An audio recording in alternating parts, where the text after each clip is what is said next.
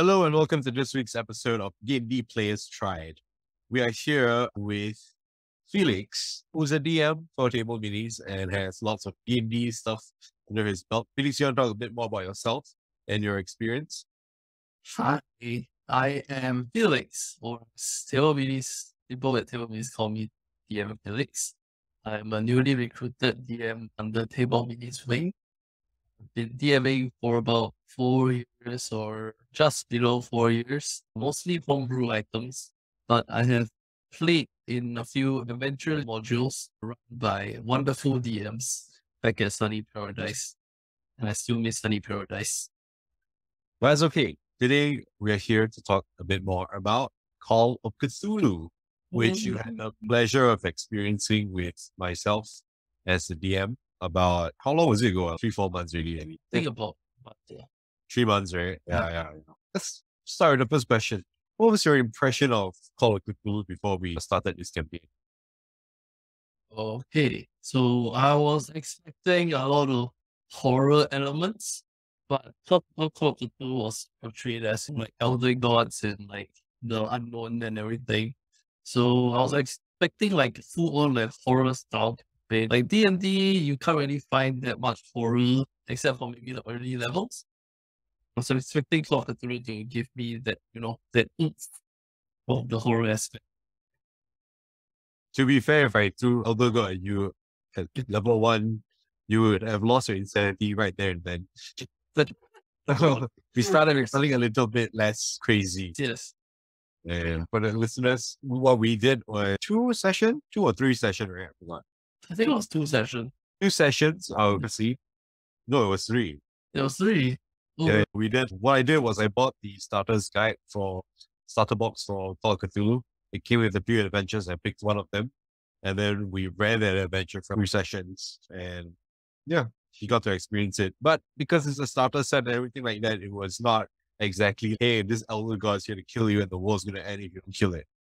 So yeah, that's another kind of campaign. That's like a full length kind of campaign. I guess we'll work with what we have. So, through your experience with COC so far, did you find that it was difficult to pick up rules? Like, how are the rules for you? I'll say as a player, because I didn't see like the DM side of things, it's fairly easy to pick up the ruling and everything. There is a lot of, I think the most intimidating part was the stat sheet, where there's like a large amount of stats and like different stats have like different ability scores and everything. That could freak out some people, I can see that. Yeah. I mean, other than that, after you get to sort of like understand like what your stats do, and you don't really need to use every single stat, it gets easier in a sense that it's more like you are in control of how your character functions in a sense. Like when you do your roles and everything, it's up to you. It's basically you who are the one who judges, not the DM. Yeah.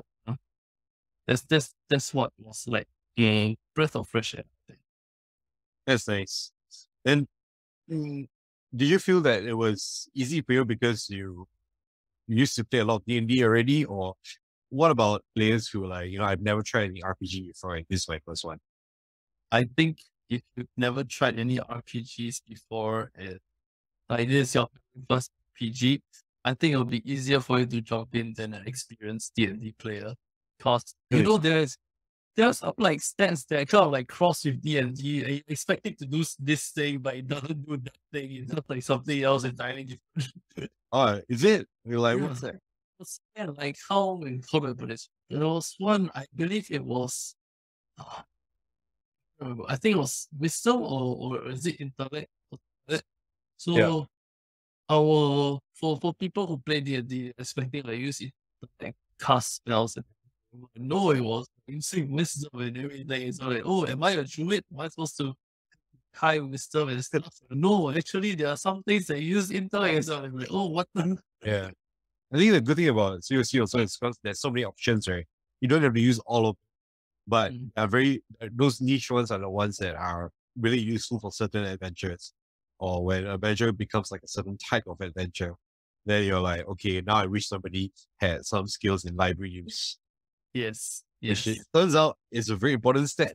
Very, very Because, important steps. yeah, for people who don't know, like COC is set in 20s most of the time, like in the past, where there's no internet and there's no magic to detect magic or scribe or whatever. So, how do you do research? Go to the library. Old fashioned. Yes. And there is a stat called library use, which helps you, which basically how good are you at researching in the library. And yeah, all the clues that you find are in books and reading. So if you put Very, literal character, you're not going to work out very well. it's a very oversight stat that we've Yes. all kind of like ignored at the first part, and as oh shit, we actually need this. Who needs library use in notes anyway? Put it all in five. That's what it is. Yeah. But hey, ammunition is extremely limited. And what do you know? It doesn't work on like Cthulhu's horrors, the horrors at all. You know, it does a little bit, but not much. Yeah. So, what were some of your favorite things about COC as a system? COC as a system, I think it with the whole like the players being in control of deciding, judging whether they pass or. I think that's actually very nice. Especially with things like combat in COC is, I have to say, it's a lot more faster paced than D&D. That's something that I think with COC. Because everything is basically just you roll and then you see whether you pass or fail. The DM comes to you and asks, so do you hit? Do you yes or no? You know, sort of thing. Yeah. I think that kind of speeds up the game as well. It gives COC, it gives like the COC DMs a chance to like implement other things as well. So while doing combat, the DM has chance to add in different mobs or even add in like a different has could happens, So I think that's pretty sick. I think because we were playing a level 1 adventure, we didn't reach the point where we had a lot of spells or anything like that. But usually for a higher level COC play, you'll discover like a few tomes, lose some sanity, and then be able to cast some spells that will make you go mad in the long run. So there are still spells, but it's not like D&D where it's, well, I'll cast this spell whenever I can because I can't. Because you'll see there's a serious risk to casting any spell because you're working with powers beyond human comprehension and it might really corrupt you and stuff like that. So yeah, it's not a power fantasy like D&D where I'm fucking lightning bolt and like lightning bolt strike from the sky and stuff like that. But it's more, you hear some insane whispers in your head and then suddenly a bolt of lightning comes out of nowhere and you don't know if it was coming for you or somebody else. But that's how magic in COC kind of like works. All right, we talked about some things that you liked. What are the things that you didn't like? About COC, I can't say I don't like COC. There are some parts of COC that are, I think, wouldn't appeal to a lot of players. It wouldn't appeal to the standard D&D player. Yeah, that's what I think. Especially for like D&D players who they enjoy combat and everything. Like in COC is full of storytelling kind of situation. In D&D, there is combat and there is as well, and they both kind of share, I want to say, 60-40%. So 60 to combat and 40% to storytelling. But for COC, it's more of 80-20. So it's 80% storytelling, 20% actual combat. So it's a lot more investigation and talking to people and finding out things. It's not really, so COC, at least when I DM, it wasn't really a case where like I had a table full of minis and a map and everything.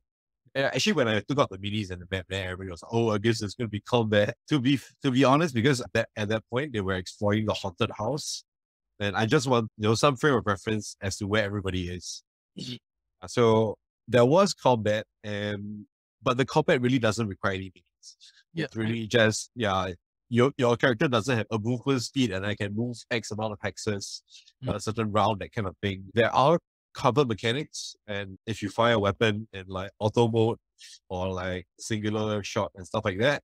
But yeah, really the meat of any COC campaign or one shot is really about the investigation and getting the creepy vibes, learning about the city, learning what you're trying to take on, rather than I spot 5 goblins and I fucking kill them. Yeah, pretty much. I don't think COC is as a game mechanic, it's not really built for combat. Unlike D&D, where we have, I would say, a very solid combat mechanics, but there's definitely choices in combat in D&D compared to COC. Because as you said, we didn't need the mini actually. Everything was flowing in a way that you felt more narrative than combat. Yeah. Actually, I think some of the campaigns I even played at table minis, right, didn't use any minis at all. There was like a map, but it was literally like a city map. Hey, this is Arkham. and like he paid and like when DM printed, hey, this is like a map, but it's literally like a blueprint, like of the place. And these are the rooms. And there's no so you as a DM, as somebody who's going to DM for COC, right? There's not much investment there. I think the investment is only in the main books that you're going to buy, the core rule book and the player's guide and whatever adventure you want to run. And it's not that much. Maybe in total it's $200. All books all included. Yeah. Considerably less than D&D. Yeah. I mean, unless you run like a billion kind of campaigns, but usually the campaign books will set you back like $50. Also, 2 rule books are about 60 on Amazon right now, I think. Yeah. It's not too bad. Yeah. So, are there any parts of this system you would have liked to see more in D&D? Any parts? I think, let's see. I think how the players can also judge. I think that's actually pretty cool. Like, you would definitely speed up things in D&D, and speed up in the sense that, you know, the players roll, and you, as a DM, you know how, like, roll, they say, okay, I want to use this, I want to use guidance, I want to use enhance ability, yada, yada, yada.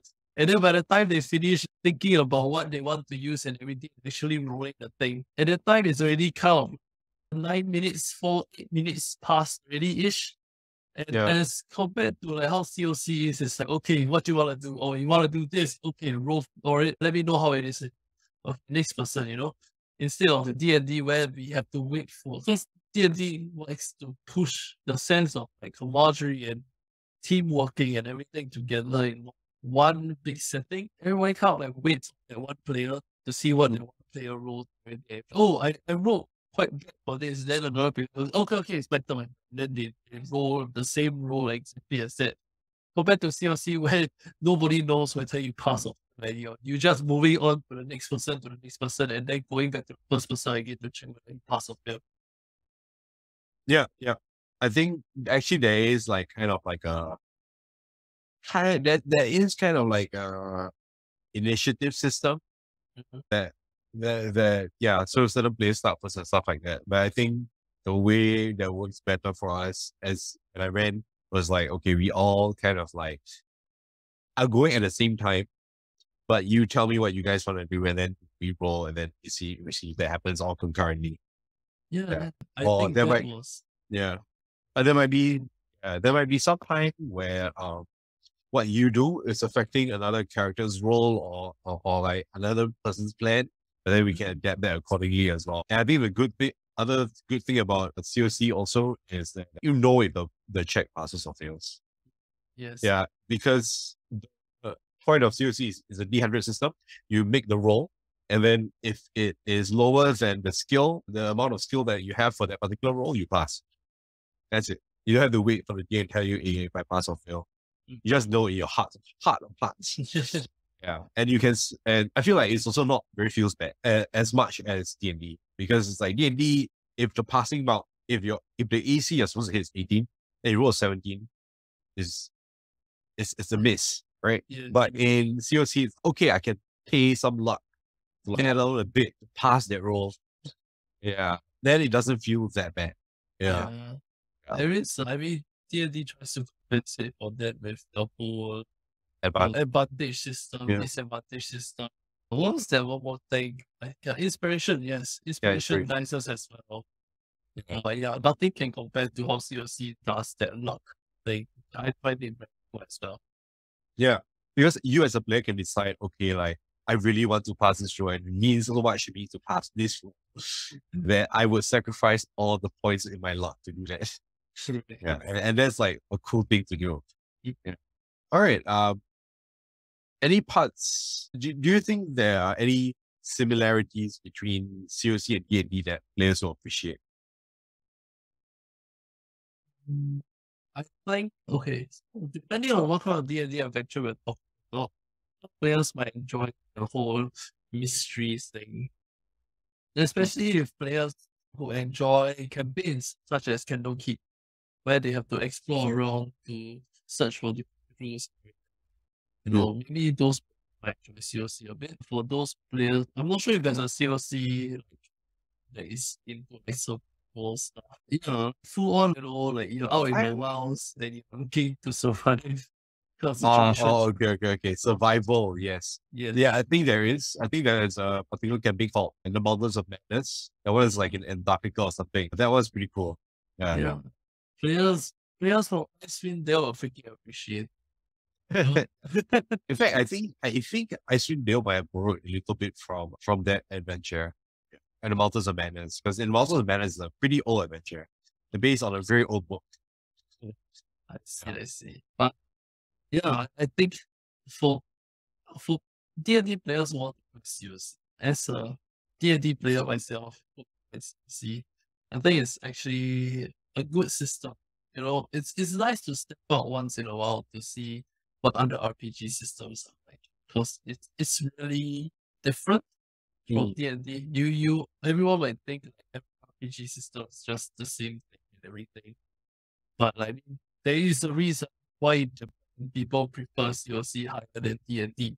So yeah, D&D. Because the D&D is just, I can't find it. Something I forgot. Sudden place coming out. I'm gonna counter spell that. Easy clap. I just don't undid. Yeah. That's why I appreciate the COC system. Yeah, it's cool. I think we covered this a little bit already, but what kind of D&D player would you recommend this system to? So you were talking about people who enjoy investigation stuff, right? Yes. More specifically, I'll say homebrew DMs and homebrew. Someone who's into narrative stories, not so much into the combat system thing, kind of situation. I mean, the combat of COC is fun, but fun in a different sense. You're gonna begin like cast 10 balls kind of situation. It's fun in the sense that it's very stressful. Things are happening at such a quick pace. You don't know what's going on. Something's coming towards you. You are good. Best to try to keep it at bay. Your friends in the background chanting away some ancient text. One of your friends gets his heart ripped out and eaten. The whole situation is just God best. But that's the charm of COC, Yeah.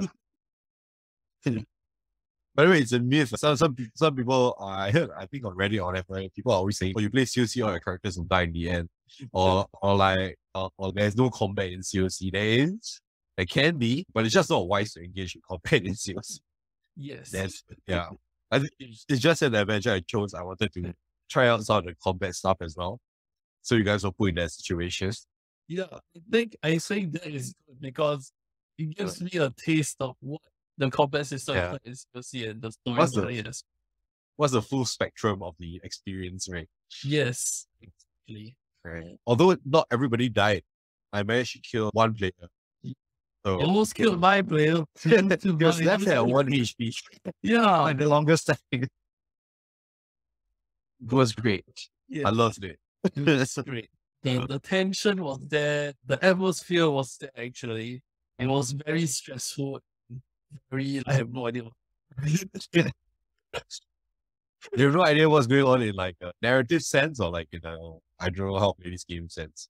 It's more of, I'm not even sure it's narrative. It's more of like your emotions during the game. You get so jumbled up. It actually felt like you, as a character, have no idea what's going on. Yes. Because it's not because my character is if I'm imagining it as if I was in my character's shoes and that That would be how I was reacting. Pure instinct. I wasn't thinking at all during the whole combat sequence. It was just pure instinct. I'm just shooting anything that moves. Exactly. Yeah. It was hell in the last fighting. And what kind of D&D player would you not recommend this to? Oh, see, any players that like you will hate COC. You will absolutely hate COC. It's just not a system that's designed so much for tactical play, I would say. And would you try COC again? I would actually. I can say as a one-time player of COC, I would love to play COC again because of how everything went down. Wise, the stressful situations, the whole thing of not knowing what's gonna happen. Especially since level 1, your character is basically a piece of paper, and like anything that happens to him is like a big chunk of. So I would love to try COC again. I guess we can go to the last question. If there was one thing you could say to somebody like a D&D player who does not want to try COC, or is like afraid or like on the fence of trying COC, what would you say to that person? Just wait. It's really not that intimidating. You learn D&D rules. You can learn COC rules. Honestly, it's not that much different. Yeah. It's basically just rolling dice. Yeah, and you've already learned how to roll dice with like a billion rules and restrictions in D&D. So you can do it for COC. It's easy. Yeah, exactly. Yeah. Just no spells. Like levels, but no spells. Think of this as has very little HP. All right, everybody. Thank you for joining me, Felix, and answering all these questions. And I think that about wraps up the episode of the very first episode of D&D Players Try. If you would like to try out COC for yourself, guys, I believe Table Minis always running COC games. So you can always just go there and check out any games that are still going on or starting soon. I believe the DM for COC is mostly going to be Feroz, which is a really cool guy who is very scary, who runs very scary campaigns, which is way worse than mine. So, all right. Thanks, Felix, for coming. Thanks, everyone, for watching. Thanks, and bye. bye. Bye.